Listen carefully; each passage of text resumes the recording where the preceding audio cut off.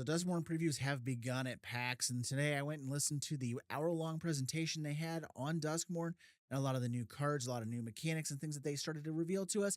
So let's get into those now so you don't have to sit and listen through an hour of that. I did it for you. The vast majority of the materials that was revealed at PAX was all the new previews that were begun, along with the mechanics for the set and a few other odds and ends that are tied into the set. So let's start off with the big bad of the set, Valgavoth the Terror Eater. You have no idea how many times it took me to say that name correctly.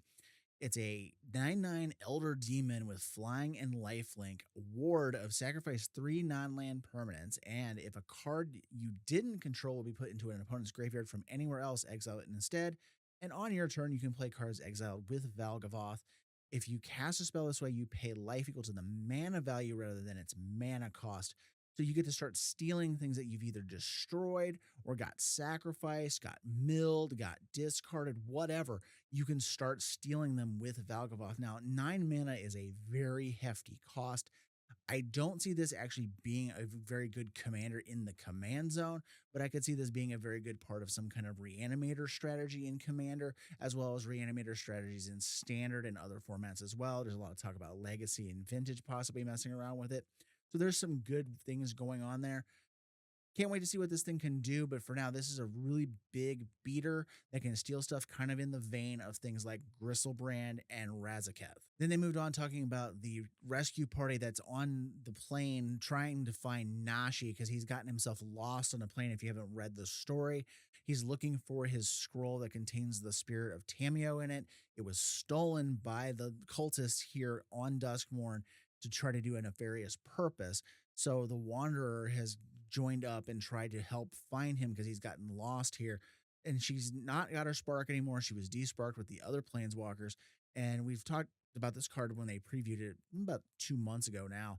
It's the Wandering Rescuer for 5 mana. You get a 3/4 flash convoke double striker that allows your other tapped creatures to have hexproof. And it just does a lot of cool things. Like you can tap your stuff to convoke to save your stuff from like targeted removal. It has a nice double strike surprise blocker because it has the flash, or you can, do it at the end of somebody's turn to keep it alive. There's just a good amount of things you can do with this, and it'll probably be a nice top end finisher for some kind of mono white or white X type deck in standard, as well as just being a nice little way to get those things going on in Commander as well. And not far behind the Wanderer is her sidekick friend, Kaido Shizuki, who in this form, he is Kaido Bane of Nightmares for 2, a blue and a black. It's a 4 starting loyalty planeswalker with ninjutsu, the first of its kind like this. During your turn, as long as Kaido has 1 or more loyalty counters on him, he's a 3/4 ninja creature and has hexproof. +1, you get an emblem with ninjas you control, get +1/+1.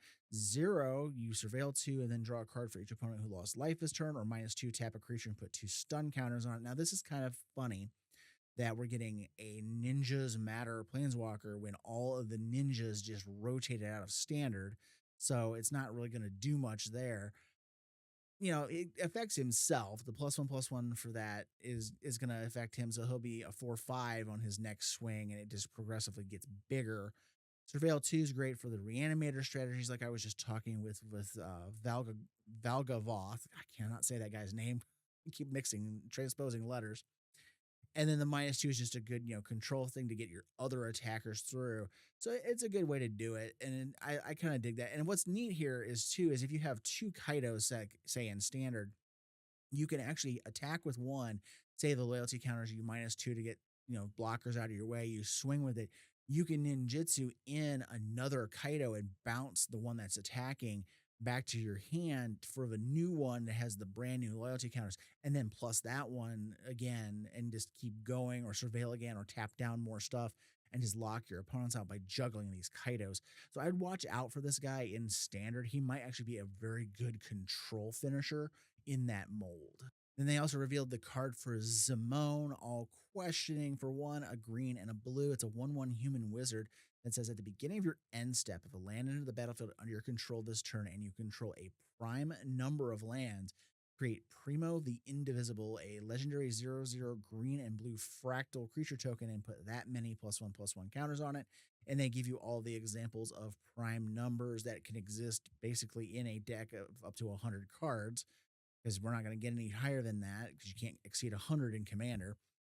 So, you get these land counts, and so you might want to play it in a deck that either sacrifices lands, or you're going to be that way you can kind of make stuff. We're going to want to maybe do some things that break the rules a little bit about the legendary creature rules, so you can get multiple versions of this Primo the Indivisible on the board.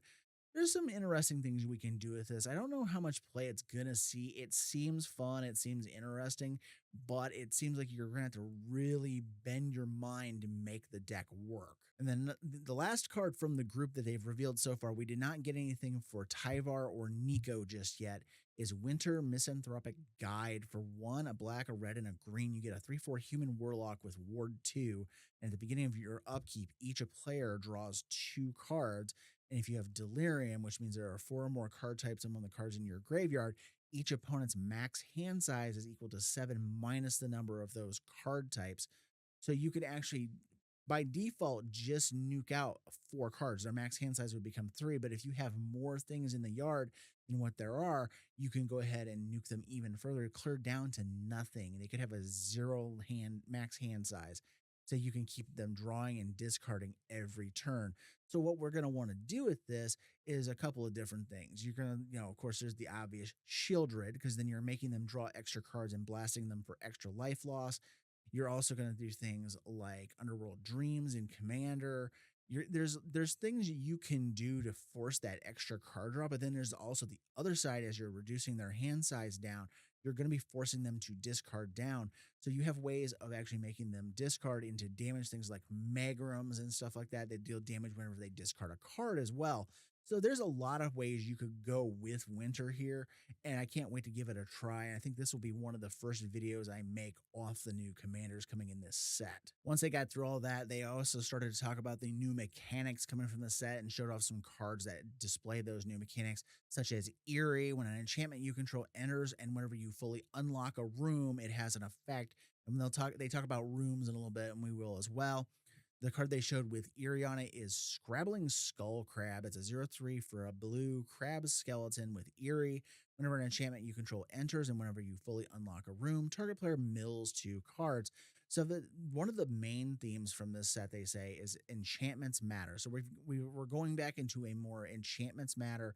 There's going to be enchantment creatures. We just lost Kamigawa from the standard environment, so we've lost that enchantment support. So this is the new enchantments matter set to be supported in the standard format. Cards like this, sometimes you'll get a good enchantress style deck in Commander, but that's usually built around like green white rather than blue. Sometimes you'll get Bant and you'll mix some blue in.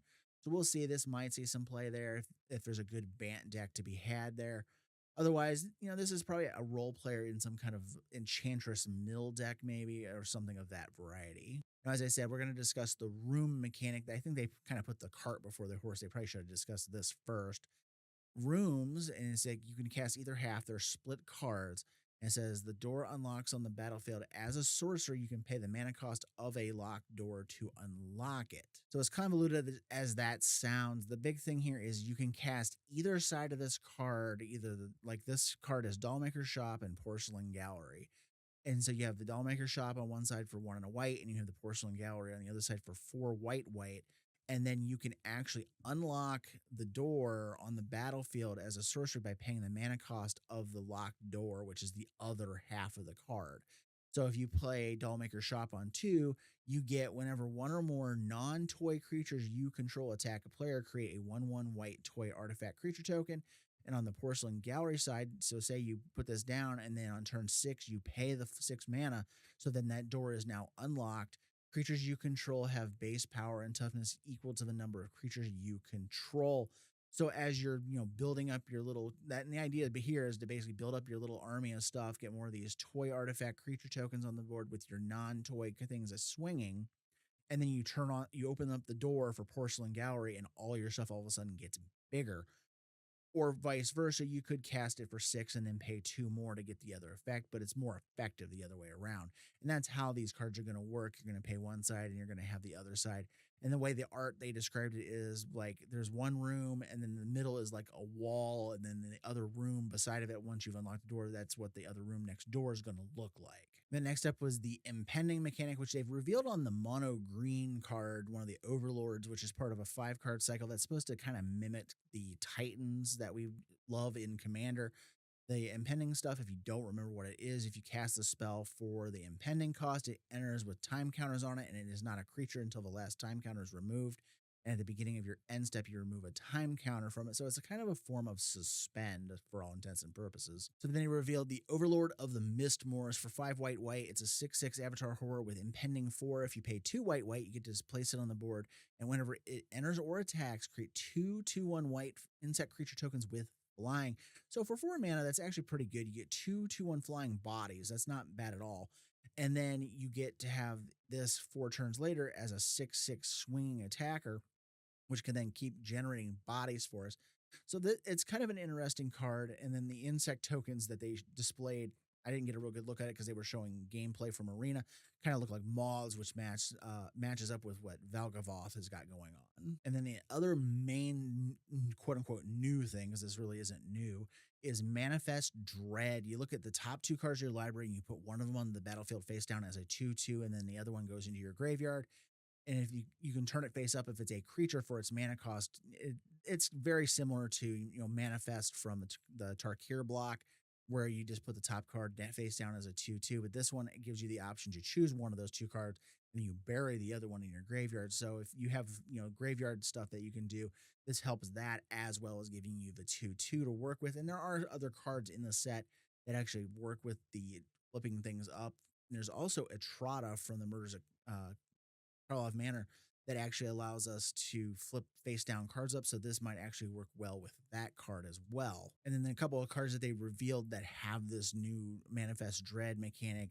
First one is a pretty good removal spell. It's Unwanted Remake for a white. You get an instant that says destroy target creature, its controller Manifest Dread. So you can flip over the card, say you're taking out a Shieldred or some other really nasty card. You basically flip it down into a 2/2, and they may not hit a creature. I'll take my chances with whatever they flip down on the board, because they're going to have to go back and pay for that if they want to flip it over anyways in most cases. Or you can do some kind of, combat trickery type stuff where you target your own stuff if it's going to go out the door anyways, and then you get to manifest the cards off your deck and you replace it as you're going along, whether it's on blocks or on attacks. Then we also have another card, which this one's kind of disturbing, kind of reminds me of the Hellraiser movies. Disturbing Mirth for a black and a red. You get an enchantment that says when it enters, you can sacrifice another enchantment or a creature, and if you do, draw 2 cards. And when you sacrifice Disturbing Mirth itself, you get to Manifest Dread. So you can chain these off of each other. So the first one, you feed a different enchantment or creature to, and then if you want to go ahead and play another one in 60 card formats, you get to chain it, sacrifice it, so then you get to draw the 2 cards, and you get to manifest a card off your deck and put one in your graveyard. So this just has some neat implications for chaining the spells off. And then as for Commander, I'm not sure if it would see a ton of play. I mean, we already do play cards where we have to sacrifice something to draw 2 cards. So it might see play there, especially if you have something that's using the cards from the Wilds of Eldraine where you get to sacrifice enchantments for special effect there. That might be a deck that sees some play somewhere along the lines.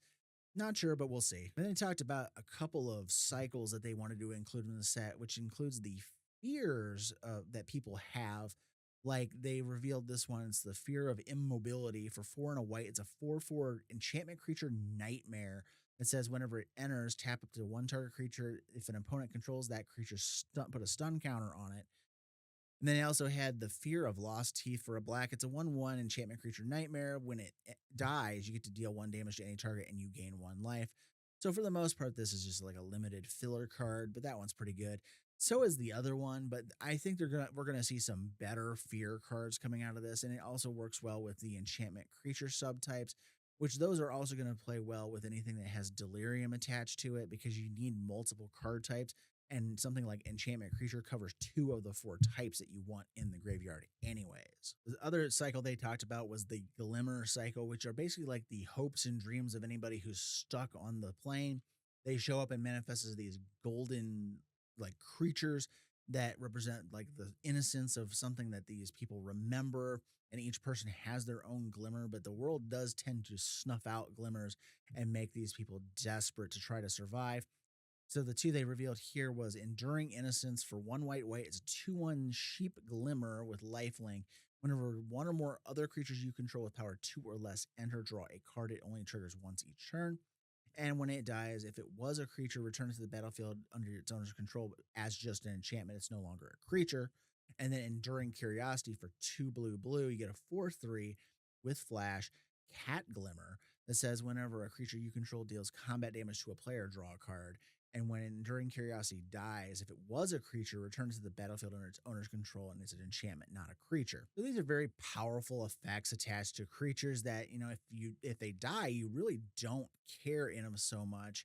And if you force your opponents to have to use like an enchantment removal on them for the first time, they don't have that enchantment removal to remove the enchantment form later. So there's just some good things here, and some of these actually replicate are enchantments that we already have in the game. Like Enduring Curiosity is actually like a version of Coastal Piracy, where your stuff deals stuff, but it has flash, so you can do like surprise with that one, where it's like, oh, I just won't block, it's not that much damage or whatever. And then you flash this in underneath of it, and then all of a sudden you're drawing like 3 or 4 cards off of those creatures hitting. And then with the Enduring Innocence, if you're playing small ball, low to the ground creatures, you're able to draw cards turn after turn after turn. And since it only triggers once each turn, you can play some flash creatures that are small to the ground, flash them in, and try to net extra cards off of this as well off your opponent's turns. And I was wrong going through my screenshots. There's actually one more new mechanic that's in here, and that is survival.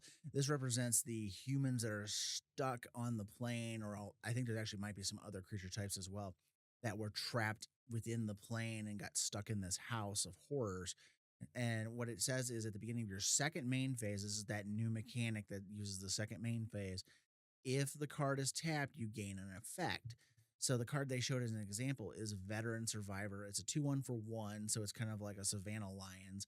It says Survival at the beginning of your second main phase. If it is tapped, exile up to one target card from a graveyard.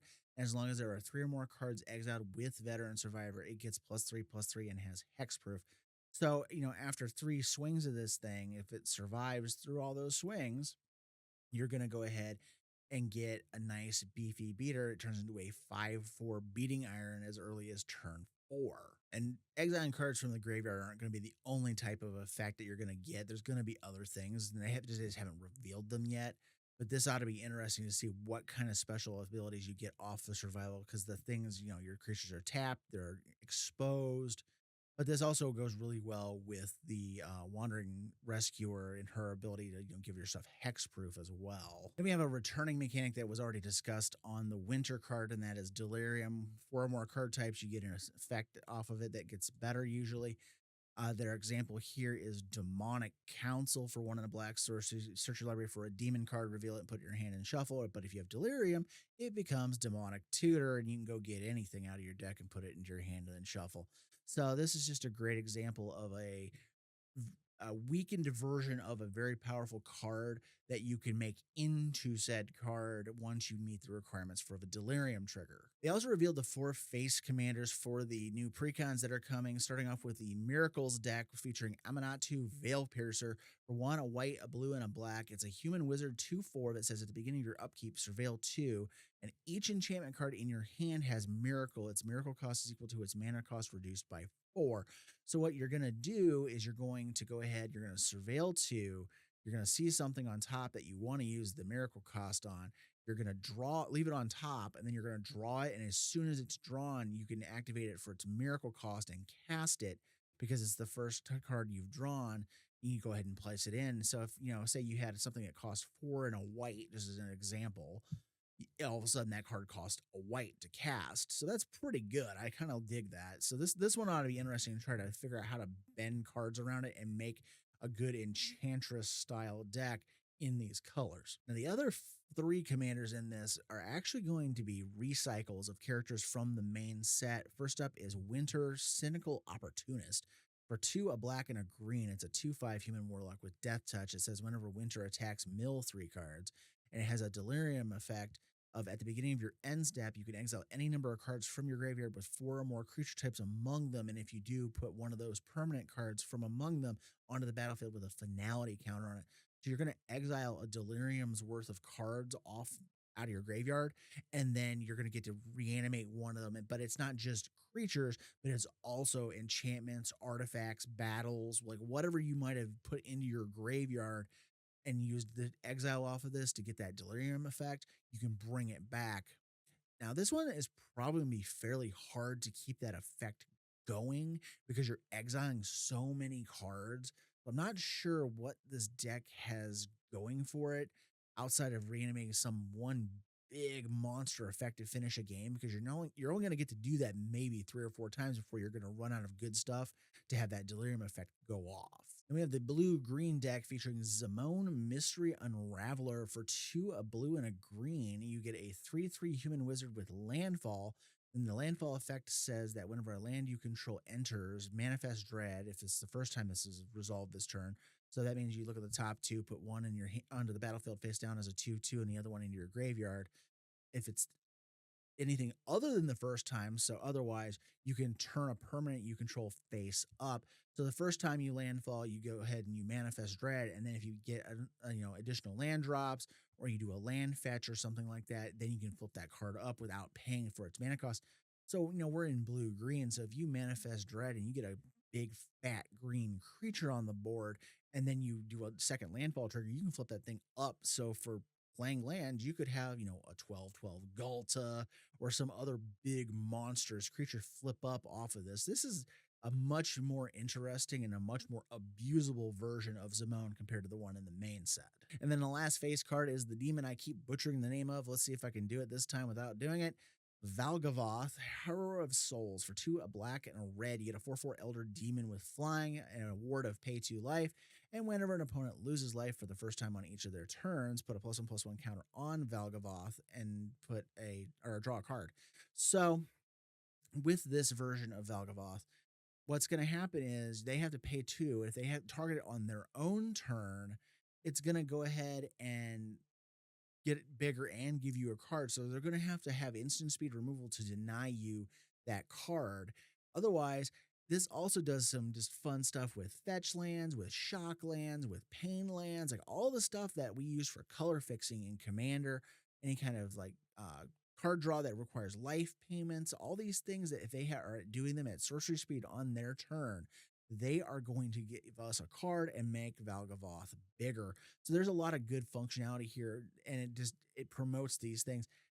And of course, being that we're in red, we could also just play some instant speed burn and damage our opponent on their own turn to make Valgavoth bigger and net the card. So your shocks, your play with fires, those kind of things, to go ahead and net extra cards off turn for the cost of a red and making him bigger. And then the one big selling feature for these commander decks, aside from the decks themselves, is that they are including new cards for Arch Enemy, which is a different variation on Commander that you can play, which has a scheme deck that comes with each precon. There's 10 cards in each precon. 8 of them are brand new. 2 are reprints of older Arch Enemy cards, and they're themed to Duskmourn. So they have these ongoing schemes like the one that's shown on the screen now. I am Duskmourn.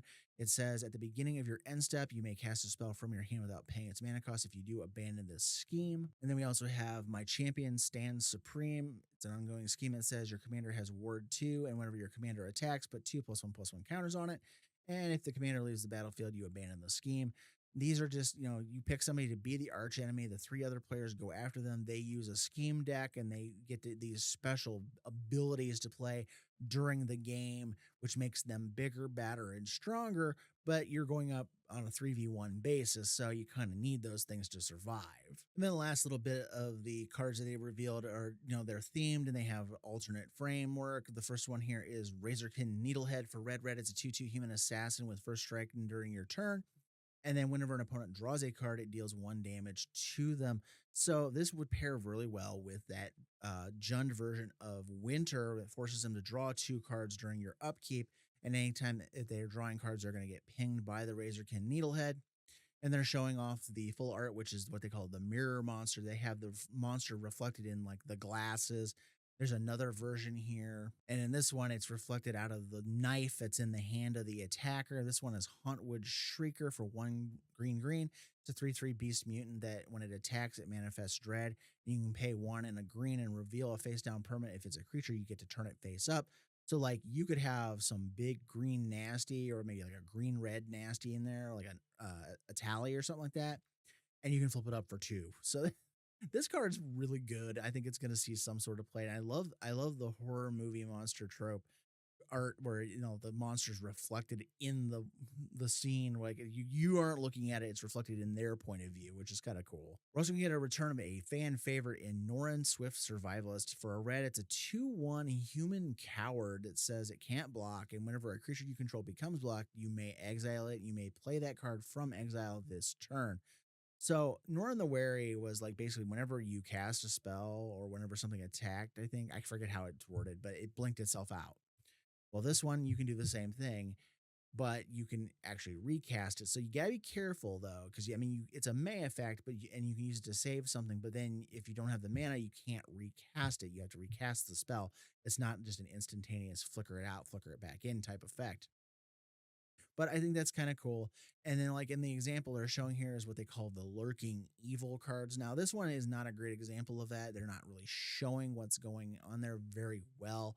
But in one on the left there, the regular, you don't see any kind of shadows. You just see the thing in the doorway. But then on the one on the right, there's these shadows that are coming down from the ceiling. Everything's a little bit darker, and he's more scared of those things. And there's going to be cards that have these alternate arts where you have the base art, and then in the background they've added some kind of like specter, or there's a monster that's been added, or something's going on in the background to make the art slightly different. And then the last thing I want to talk about is a little bit of the special guests that they're going to include in this set. Now, they only include like 10 or so cards in the special guest slots because you don't get to see them very often anyways. And they're including Damnation as one of those cards. 2 black, destroy all creatures, they can't be regenerated. So it's the Black Wrath of God. And the thing that excites me the most about this, besides the art's really cool, it's featuring Valgavoth, just destroying everything. And you can't really see it as well in the card art because the frame actually cuts off what like people that he's consuming. But that it's just really cool. We get to see this on Arena, so we're going to have Damnation coming to MTG Arena because these special guest cards go on Arena. So I absolutely love that that's going to be coming, and I can't wait to mess with that. And then it just gives another copy of Damnation out there for Commander players to get their hands on because it's one of the most popular board wipes in black, but it's also harder to get because it only shows up as like a premium reprint. So those were most of the big reveals for today from that little hour-long presentation. What did you guys think? Let me know down in the comments below. And as always, thank you guys for watching. Have a great day, and I will see you in the next video.